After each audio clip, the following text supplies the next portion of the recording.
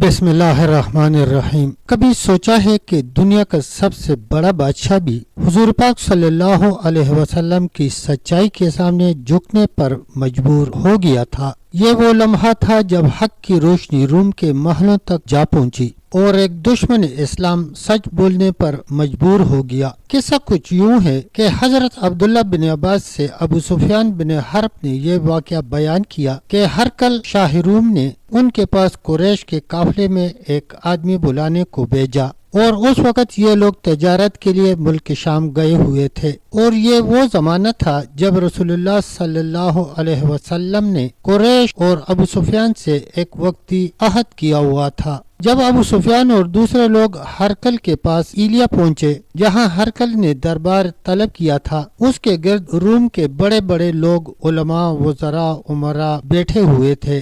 ہرقل نے اس کو اور اپنے ترجمان کو بلوایا، پھر ان سے پوچھا کہ تم میں سے کون شخص مدعی رسالت کا زیادہ قریبی عزیز ہے؟ ابو سفیان کہتے ہیں کہ میں بول اٹھا کہ میں اس کا سب سے زیادہ قریبی رشتہ دار ہوں۔ یہ سن کر ہرقل نے حکم دیا کہ اس کو یعنی ابو سفیان کو میرے قریب لا کر بٹھا دو اور اس کے ساتھیوں کو اس کی پیٹھ کے پیچھے بٹھا دو۔ پھر اپنے ترجمان سے کہا، ان لوگوں سے کہہ دو کہ میں ابو سفیان سے اس شخص کے یعنی حضور پاک صلی اللہ علیہ وسلم کے حالات پوچھتا ہوں۔ اگر یہ مجھ سے کسی بات میں جھوٹ بول دے تو تم اس کا جھوٹ ظاہر کر دینا۔ ابو سفیان کا قول ہے کہ اللہ کی قسم، اگر مجھے یہ غیرت نہ آتی کہ یہ لوگ مجھ کو جھٹلائیں گے تو میں آپ صلی اللہ علیہ وسلم کی نسبت ضرور غلط گوئی سے کام لیتا۔ خیر، پہلی بات جو ہرقل نے مجھ سے پوچھی وہ یہ کہ اس شخص کا خاندان تم لوگوں میں کیسا ہے؟ میں نے کہا وہ تو بڑے اونچے عالی نسب والے ہیں۔ کہنے لگا، اس سے پہلے بھی کسی نے تم لوگوں میں ایسی بات کہی تھی؟ میں نے کہا نہیں۔ کہنے لگا، اچھا اس کے بڑوں میں کوئی بادشاہ ہوا ہے؟ میں نے کہا نہیں۔ پھر اس نے کہا، بڑے لوگوں نے اس کی پیروی اختیار کی ہے یا کمزوروں نے؟ میں نے کہا نہیں، کمزوروں نے۔ پھر کہنے لگا، اس کے تابعدار روز بروز بڑھتے جاتے ہیں یا کوئی ساتھی پھر بھی جاتا ہے؟ میں نے کہا نہیں۔ کہنے لگا کہ کیا اپنے اس دعوے نبوت سے پہلے کبھی کسی بھی موقع پر اس نے جھوٹ بولا ہے؟ میں نے کہا نہیں،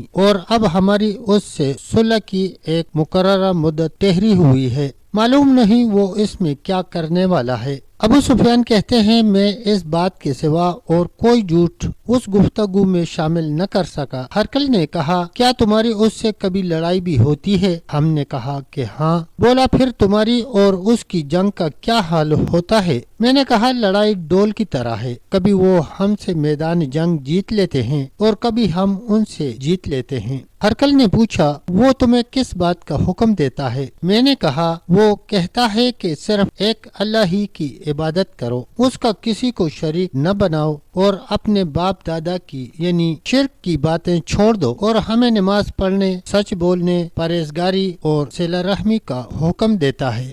پھر ہرقل نے اپنے ترجمان سے کہا کہ ابو سفیان سے کہہ دے کہ میں نے تم سے اس کا نسب پوچھا تو تم نے کہا کہ وہ ہم میں عالی نسب ہے اور پیغمبر اپنی قوم میں عالی نسب ہی بھیجے جایا کرتے ہیں۔ میں نے تم سے پوچھا کہ دعوی نبوت کی یہ بات تمہارے اندر اس سے پہلے کسی اور نے بھی کہی تھی تو تم نے جواب دیا کہ نہیں۔ تب میں نے اپنے دل میں کہا کہ اگر یہ بات اس سے پہلے کسی نے کہی ہوتی تو میں سمجھتا کہ اس شخص نے بھی اسی بات کی تقلید کی ہے جو پہلے کہی جا چکی ہے۔ میں نے تم سے پوچھا کہ اس کے بڑوں میں کوئی بادشاہ بھی گزرا ہے؟ تم نے کہا کہ نہیں۔ تو میں نے دل میں کہا کہ ان کے بزرگوں میں سے کوئی بادشاہ ہوا ہوگا تو کہہ دوں گا کہ وہ شخص اس بہانہ سے اپنے آباء و اجداد کی بادشاہت اور ان کا ملک دوبارہ حاصل کرنا چاہتا ہے۔ اور میں نے تم سے پوچھا کہ اس بات کے کہنے یعنی پیغمبری کا دعویٰ کرنے سے پہلے تم نے کبھی اس کو